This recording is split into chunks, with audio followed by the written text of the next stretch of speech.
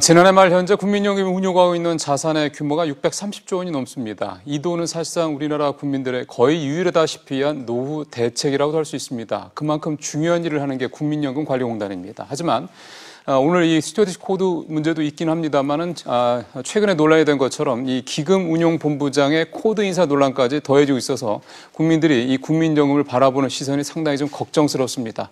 오늘은 스튜어디십 코드 관련돼서 조금 더 집중해서 살펴보도록 하겠습니다. 최서우 기자 나와 있습니다. 최 기자. 네. 국민연금이 이 스튜어디십 코드를 도입하겠다는 얘기가 나온 지는 좀 몇 달이 됐기 때문에 사실 그동안에 찬반 논란이 계속 있지 않았습니까? 일단 양쪽 얘기를 한번 들어보죠. 네, 일단 찬성한 쪽 입장에서는 국민연금이 그동안 특정 기업에 많은 지분을 갖고 있더라도 단순 투자자 역할에 그쳤고 네. 별다른 적극적인 목소리를 내지 않았는데 앞으로는 적극적인 주주권을 행사해서 결국은 궁극적으로는 앞서 앵커께서 말씀하신 것처럼 국민의 노후 자금인 국민연금을 최소한 지키는 쪽으로 행동을 좀 바꿔보자 이런 취지가 강한데요. 네. 앞서 리포트에서 소개된 것처럼 예를 들어서 대한항공 사례를 들어보면 그렇죠. 오너 리스크 때문에 해당 기업의 주가가 떨어지고 국민연금이 해당 기업의 주식을 많이 보유하고 있는데 이렇게 되면 결국 국민의 노후 자금을 불리기는커녕 까먹는 것 그렇죠. 아니냐라는 거죠. 네. 이거를 좀 적극적으로 행사해서 이걸 좀 막아보자 이런 취지가 강합니다.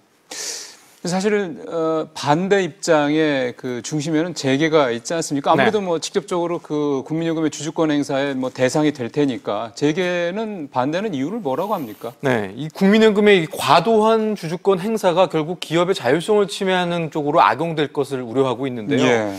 말씀드린 것처럼 국민연금의 재원은 국민들의 노후 자금인데 실질적으로 이걸 운영하는 건 정부거든요. 정부가 국민연금의 영향력을 이용해서 정부가 추진하는 재벌 개혁 등 이 부분의 정책 추진의 어떤 도구로서 활용될까 봐 기업들이 우려를 하고 있는데요. 실제적으로 국민연금은 삼성전자나 현대자동차 등 굵직한 대기업의 지분 10% 가까이 많은 지분을 소유하고 있는 상황입니다.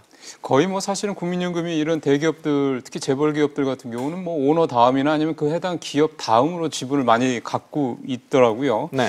그래서 그만큼 이제 목소리가 높아질 수 있다 이런 얘기가 되는 건데 그러면 정부도 이런 논란을 전혀 모르는 건 아닐 거고 꽤 좀 시간이 지났으니까 그래서 정부는 이 스튜어디십 코드를 도입은 뭐 하되 뭐 나름의 어떤 전략이 있을 것 같습니다. 네, 정부가 오는 17일 공청회를 열고 이 스튜어디십 코드의 세부 운용 지침을 이제 공개할 예정인데요. 아마도 재계 의견을 반영해서 최소한 경영권 간섭이라고 명확하게 논란이 불러일으키는 부분은 항목에서 제외할 가능성이 제기되고 있습니다. 지난 3월에요. 복지부와 국민연금공단이 이와 관련해서 용역 보고서를 미리 받았는데 이 보고서에는 국민연금의 주주 제안이나 또 임원 추천 후보 등 보다 적극적인 경영권 참여에 해당하는 그 방법들이 포함이 돼 있었는데 정부가 이 부분은 아마 뺄 가능성이 클 것으로 제기가 되고 있습니다. 어제 문재인 대통령이 인도에서 이재용 부회장을 만났잖아요. 그랬죠. 이걸 기점으로 사실 재계와 정부의 어떤 관계가 조금 호전되는 쪽으로 이제 해석하는 관측이 많았는데 이런 기류가 만약 현실화된다면 이 정부의 스튜어디십 코드 역시도 보다 당초 안보다는 좀 강도가 약해지는 쪽으로 갈 가능성이 있다고 보고 있습니다.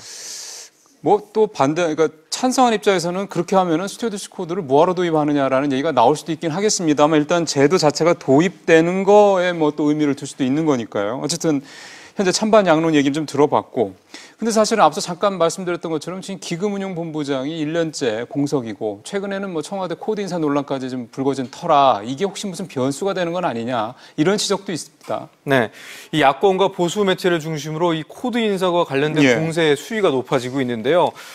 스튜어디십 코드 도입 문제와도 맞물려 있는 사안입니다.